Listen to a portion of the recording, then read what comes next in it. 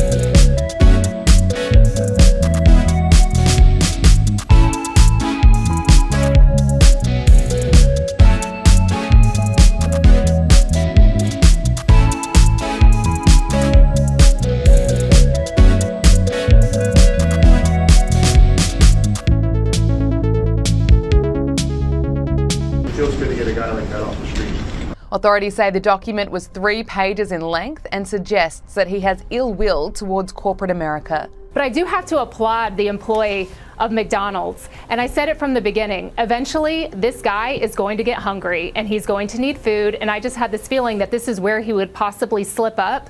But this is a combination of good old-fashioned police work mixed with advanced technology. It was the hours and hours of surveillance footage and video that they went through to come up with the photo that was used to help identify this suspect. And it was that photo that the media, thank you to the media for putting it out there. As a former FBI investigator, I can tell you that the media is crucial in solving investigations because you put it out to the public and then they listen, they watch. And we always say, if you see something, say something. And this employee did.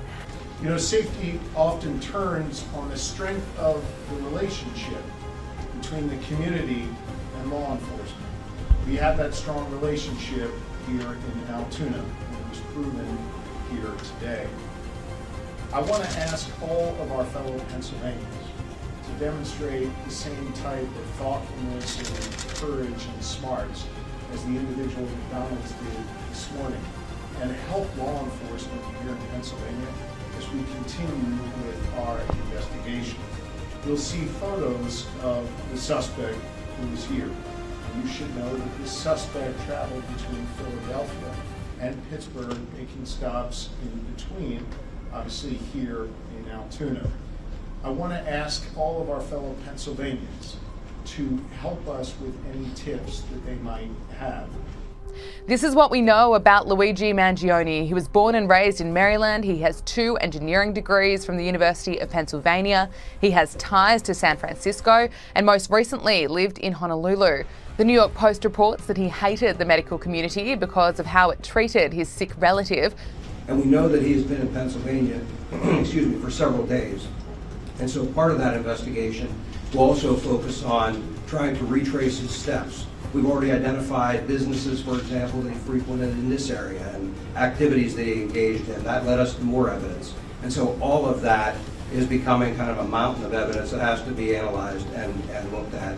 I'm confident we'll have a much better idea of his activities over the past number of days in New York and in Pennsylvania.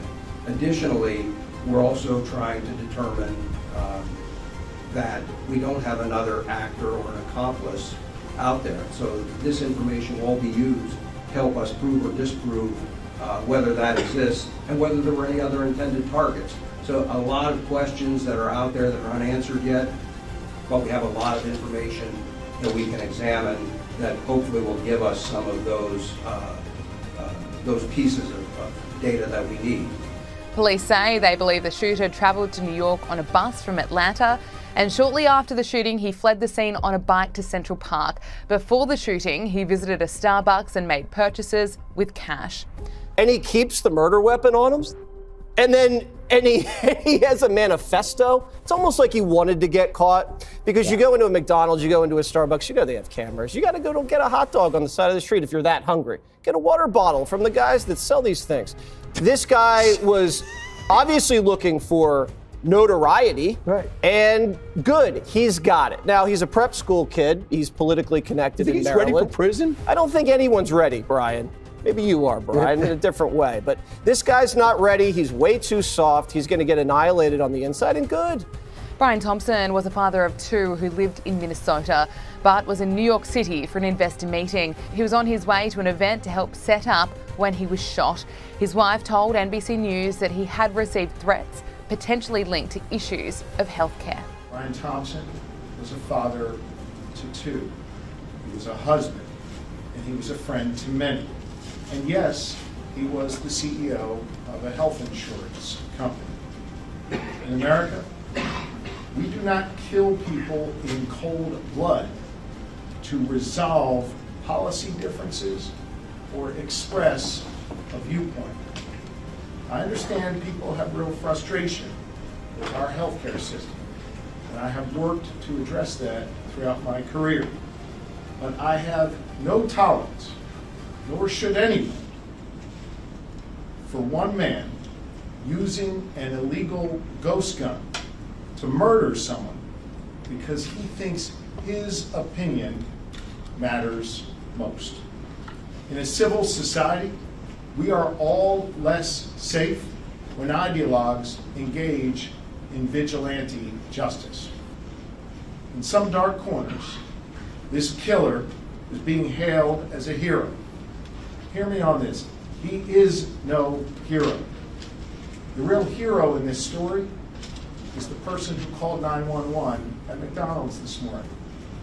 The real heroes every day in our society are the women and men who put on uniforms like these and go out in our communities to keep us safe.